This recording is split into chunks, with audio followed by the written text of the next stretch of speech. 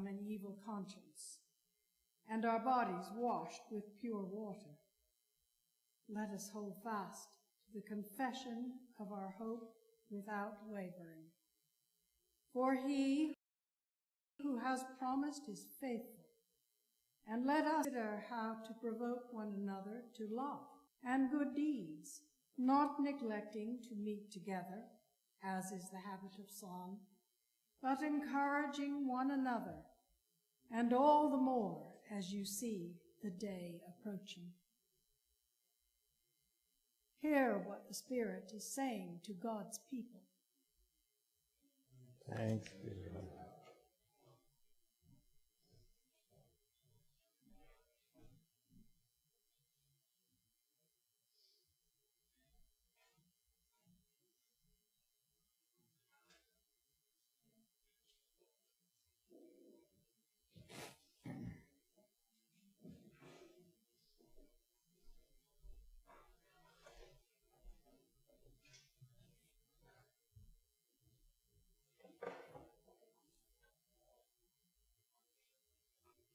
The Passion of our Lord Jesus Christ, according to John.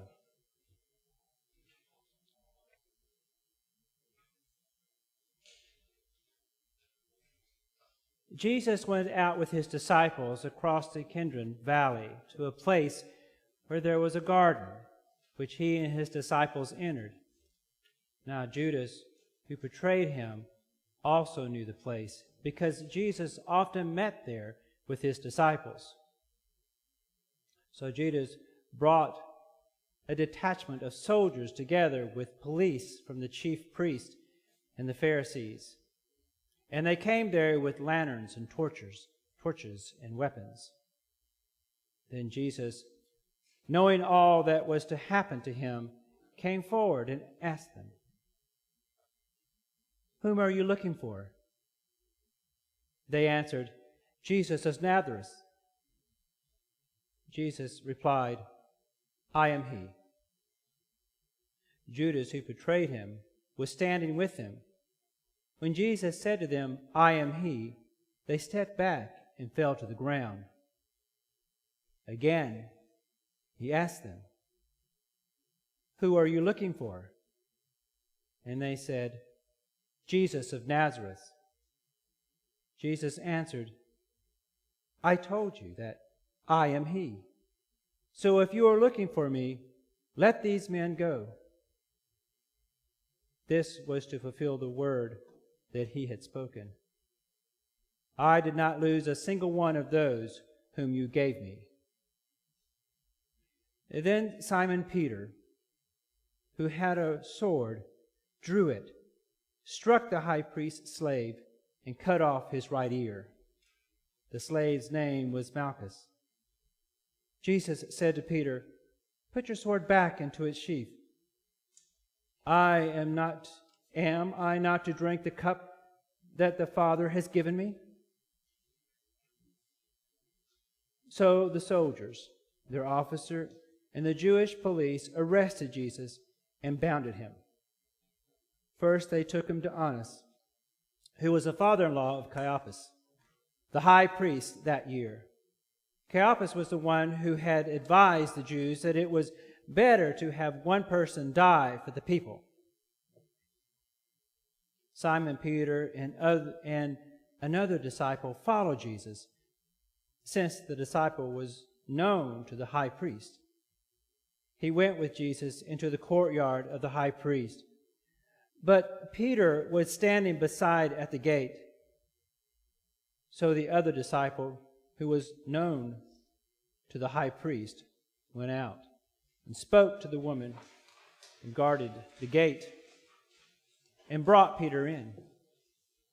The woman said to Peter, "Are you not also one of this man's disciples? Are you?" He said, "I am not." Now the slaves and the police had made a charcoal fire because it was cold, and they were standing around it and warming themselves. Peter also was standing with them and warming himself. Then the high priest questioned Jesus, about his disciples and about his teachings. Jesus answered, I have spoken openly to the world. I have always taught in the synagogues and in the temples, where all the Jews come together. I have said nothing in secret. Why do you ask me? Ask those who heard what I said to them. They know what I said. When he said this, one of the police standing near struck Jesus on the face, saying, Is that how you answer the high priest? Jesus answered, If I have spoken wrongly, testify to the wrong. But if I have spoken rightly, why do you strike me? Then Annas set him bound to Caiaphas, the high priest.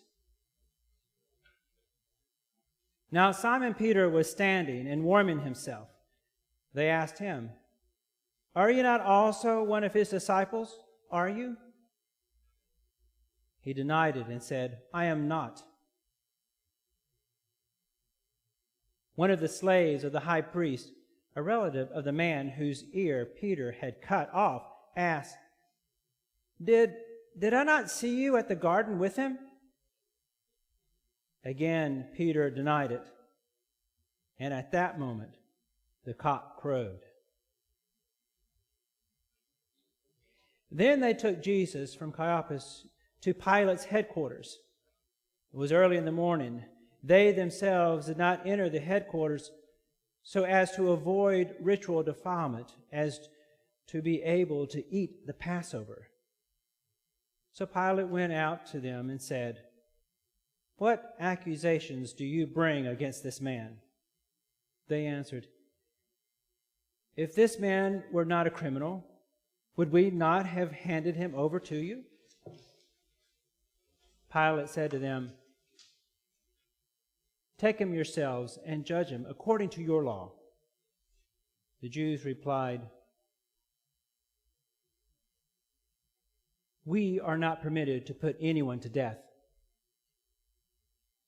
This was to fulfill what Jesus had said when he indicated the kind of death that he was to die.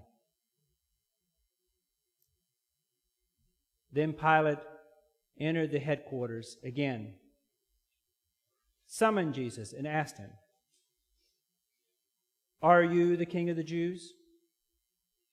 Jesus answered, Do you ask this on your own, or did others tell you about me? Pilate replied, I am not a Jew, am I? Your own nation and the chief priest have handed you over to me. What have you done? Jesus answered, My kingdom is not of this world. If my kingdom were from this world, my followers would be fighting to keep me from being handed over to the Jews. But as it is, my kingdom is not from here. Pilate asked him, So you are a king? Jesus answered, You say that I'm a king. For this I was born, and for this I came into the world, to testify to the truth. Everyone who belongs to the truth listens to my voice. Pilate asked him, What is truth?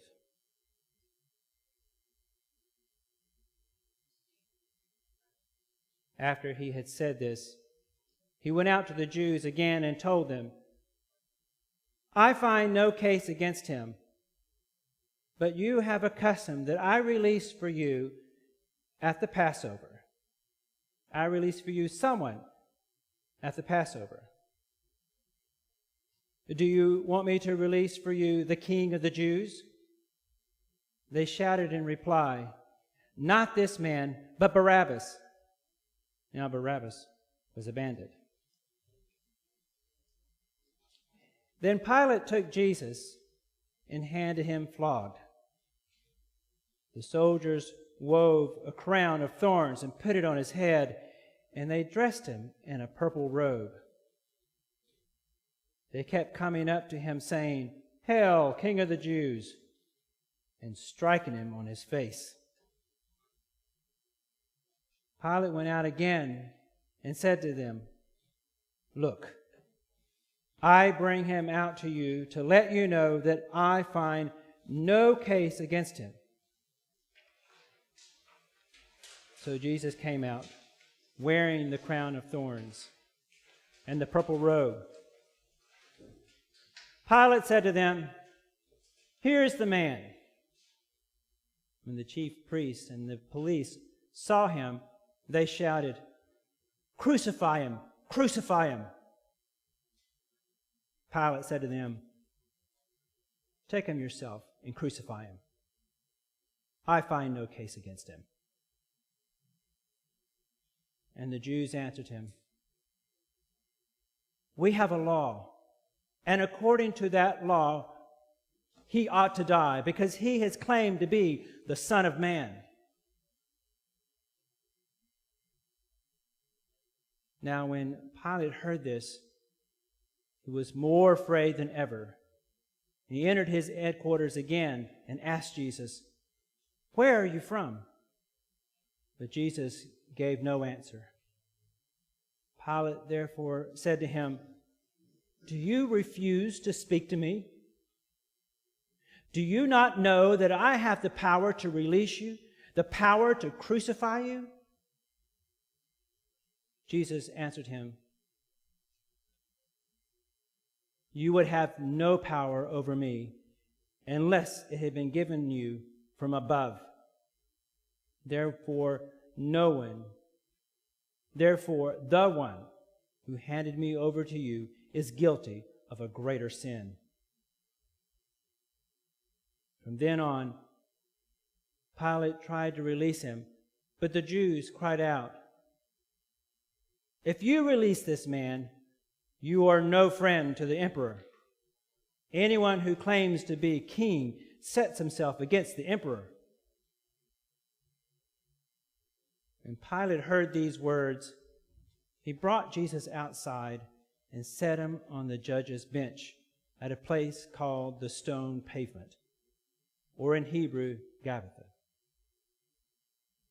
Now it was the day of the preparation for Passover, and it was about noon. He said to the Jews, "Here is your king." They cried out, "Away with him! Away with him! Crucify him!" Pilate asked them, "Shall I crucify your king?" The chief priests answered, "We have no king but the emperor." Then he handed him over to them to be crucified.